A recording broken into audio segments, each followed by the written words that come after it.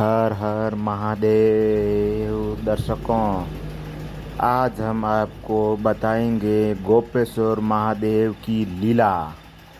गोपेश्वर महादेव की लीला। एक बार शरद पूर्णिमा की शरद उज्ज्वल चांदनी में बंसी घाट यमुना के किनारे श्याम सुंदर साक्षात मनतनाथ की बंसी बज उठी। श्री कृष्ण ने 6 मास की एक रात्रि करके मनत का मान मर्दन करने के लिए महाराज किया था। जब महाराज की गूंज सारी त्रिलोक में गई तो हमारे भोले बाबा के कानों में भी महाराज की गूंज गई। मोहन की मीठी मुरली ने कैलाश पर विराजमान भगवान की शंकर को मोह लिया। समाधि भंग हो गई। बाबा वृंदावन की ओर बावरे होकर चल पड़े। पार्वती जी भी मना कर हार गई। त्रिपुरारी माने नहीं। भगवान श्री कृष्ण के परम भक्त श्री आसुरी मुनि, पार्वती जी, नंदिनी, श्री गणेश, कार्तिकेय के साथ शंकर भगवान के बंसी घाट पर आ गए। बंसी घाट जहाँ महारस हो रहा था, गोलोकवासी गोपियों द्वारा पर खड़ी की गई थी। पार्वती जी तो महारस में अंदर प्रवेश कर गई थी, किंतु द्वार पालिकाओं ने श्री महादेव जी और आसुरी मुनि को अंदर जाने से रोक दिया और बोली, श्रेष्ठ जनों, श्री कृष्ण के अतिरिक्त अन्य कोई भी पुरुष एकांत महाराज में प्रवेश नहीं कर सकता। शिवजी बोले, देवियों, हमें भी श्री राधा कृष्ण के दर्शन की लालसा है, अतः आप ही लोग कोई उपाय बताइए जिससे हम महाराज के दर्शन पा सके। ललिता नामक सखी बोली, यदि आप महाराज देखना चाहते हैं तो गोपी बन जाइए। मानसरोवर में स्नान कर गोपी का रूप धारण करके महाराज में प्रवेश हुआ जा सकता है। फिर क्या था, भगवान श्री कृष्ण और से महाराज में प्रवेश करने के लिए भगवान शिव ने अर्धनारीश्वर से पूरी रूप बना गए। श्री यमुना जी में षोडश श्रृंगार कर तो सुंदरी, बिंदी, चूड़ी, नुपुर, ओढ़नी और ऊपर से एक हाथ का घूंघट भी भगवान शिव शंकर कर दिया। साथ में युगल मंत्र का उपदेश भगवान शिव के कानों में किया। प्रसन्न मन से वे गोपी विष में महाराज में प्रवेश कर गए। श्री शिवजी मोहनी वेश में मोहन की रास स्थली में गोपियों के मंडल में मिलकर अतर्प नेत्रों से विश्व मोहन की रूप माधुरी का पान करने लगे। नटवर वेशधारी श्री रास बिहारी रासेश्वरी रसमय श्री राधा जी व गोपियों को नृत्य एवं रास करते हुए देख नटराज भोलेनाथ भी स्वयं ताता थया कर नाच उठे। मोहन ने ऐसी मोहिनी बंसी बजाई कि सुधि बुद्धि भूल गए।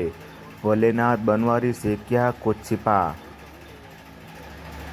भगवान श्री कृष्ण शिव के साथ थोड़ी देर तो नाचते रहे, लेकिन जब पास पहुँचे तो भगवान बोले कि रास के बीच थोड़ा हास प्रयास हो जाए तो रास का आनंद दोगुना हो जाएगा। भगवान बोले कि अरे गोपियाँ, तुम मेरे साथ कितनी देर से नृत्य कर रही हो, लेकिन मैंने तुम्हारा चेहरा नहीं देखा ही नहीं, क्योंकि कुछ गोपियाँ घूंघट में भी हैं। गोपियाँ बोली कि प्यारे, आपसे क्या छुपाएं, आप देख लो हमारा चेहरा। लेकिन जब भगवान शंकर ने सुना तो भगवान शंकर बोले, ये कन्हैया को रास के बीच क्या सूझा है।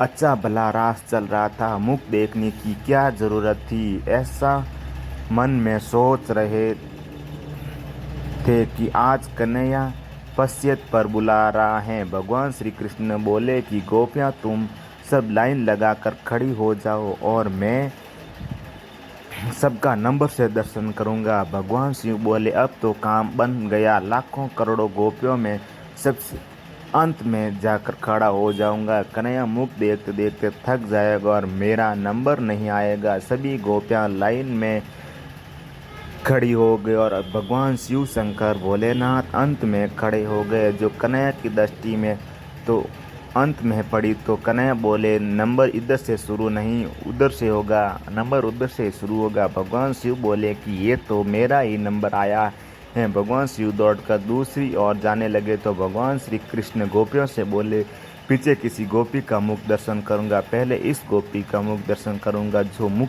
दिखने में इतनी लाज शर्म कर रही हैं। इतना कहकर भगवान शिव दौड़े और दौड़कर भगवान भोले शिव को पकड़ लिया और घूंघट ऊपर की ओर कहा, गोपीश्वर आओ, आपकी जय हो, बोलिए गोपीश्वर महादेव शंकर भगवान की जय।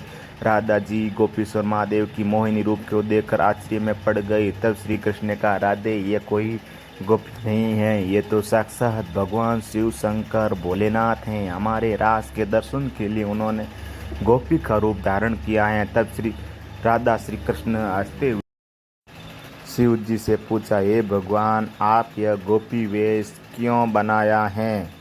भगवान शंकर बोले, प्रभु, आपकी यह दिव्य रहस्यमय लीला महारस देखने के लिए गोपी रूप धारण किया है। इस प्रकार प्रसन्न होकर श्री राधा जी ने श्री महादेव जी से वर मांगने को कहा तो शिव जी यह वर मांगा चाहते थे कि वहाँ आप दोनों के चरण कमलों में सदा ही हमारा वास हो। आप दोनों के चरण कमल के बिना हम कहीं अन्यत्र वास नहीं करना चाहते। इसके बाद सुंदर महारस हुआ और भगवान श्री कृष्ण के कथक कर नृत्य किया और भगवान शिव ने तांडव, जिसका वर्णन अगर सरस्वती भी करना चाहे तो नहीं कर सकती। खूब आनंद आया और भगवान श्री कृष्ण ने ब्रह्मा की एक रात्रि ले ली, लेकिन गोपियाँ इसे नहीं समझ पाई। केवल अपनी गोपियों के प्रेम के कारण कृष्ण ने रात्रि को बढ़ाकर इतना दीर्घ कर दिया। गोपियाँ एक रात कृष्ण के साथ अपने प्राण प्रिय पति के रूप में बिताई, लेकिन यह कोई साधारण रात नहीं थी, ब्रह्मा की रात्रि थी, लाखों वर्ष तक चली।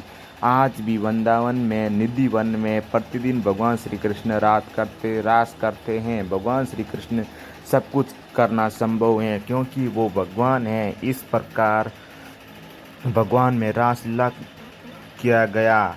सुखदेव जी महाराज प्रसिद्ध कहते हैं, राजन, इस कथा को सुनने से भगवान श्री कृष्ण के रासमय स्वरूप के दर्शन हो जाते हैं। उसके अंदर से काम हटकर श्याम प्रेम प्रीत जागृत हो जाते हैं और उसका हृदय रोग ठीक हो जाता है। बोलिए भगवान श्री कृष्ण की जय।